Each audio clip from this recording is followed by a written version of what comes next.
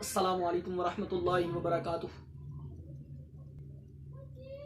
آج کل عجیب ایک رواج چل گیا ہے، اپنی مشہوری کے لیے جو ایسے موضوعات ہیں ان کو چھیڑا جا رہا ہے کہ جو ایمان کے لیے خطرہ بن سکتے ہیں۔ ہم غور کریں، ہمارے یہ گدی نشینوں کو، یہ ایسے خطباء کو کیا معاملہ ہو گیا ہے؟ کیا ان کے پاس اصلاح امت کے لیے کوئی موضوع نہیں رہا؟ کیا ان کے پاس امت کی تربیت کے لیے کوئی موضوع نہیں رہا؟ کیا ان کے پاس فقط یہی موضوع رہ گیا ہے کہ صحابہ کے خلاف بولنا ہے، یا صحابہ کے بارے میں بولنا ہے، یا اہل بیت کے بارے میں بولنا ہے؟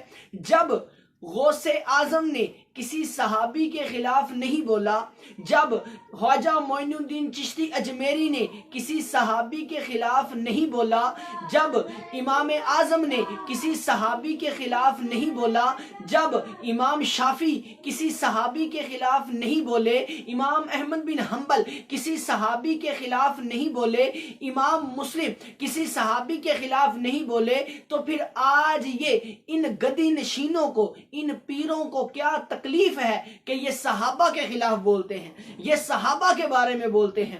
ان کو ایسی کون سی چیز تنگ کرتی ہے کہ جو یہ صحابہ کے بارے میں بولتے ہیں؟ یہ ان گدی نشینوں کے باپ بھی صحابہ کے خلاف نہیں بولے، تو پھر ان کو کیا تکلیف ہے کہ یہ صحابہ کے خلاف بولتے ہیں؟ ان کے پاس کیا اور کوئی موضوع نہیں رہا؟ ہم غور کریں، ہماری عوام کو چاہیے کہ ایسا موضوع چھیڑنے والے کو کہہ دیں کہ صحابہ کے بارے میں نہیں بولنا، صحابہ کی شان میں نہیں بولنا۔ صحابہ تمام کے تمام کہ جن کے بارے میں رب نے قرآن میں فرما دیا رضی اللہ عنہ ورضوا عنہ، کہ جو ان سے اللہ راضی ہو گیا اور وہ اللہ سے راضی ہو گئے، تو اب ہم لوگوں کو کیا پڑی ہے؟ اس پیر کو کیا تکلیف ہے؟ اس گدی نشین کو کیا تکلیف ہے کہ یہ صحابہ کے بارے میں بولے؟ ہم غور کریں، عوام ایسے خطیبوں کو، ایسے پیروں کو بلانے سے رک جائے، ایسے خطیبوں کے اشتہار چھاپنے سے رک جائے جو صحابہ کے خلاف بولتے ہیں۔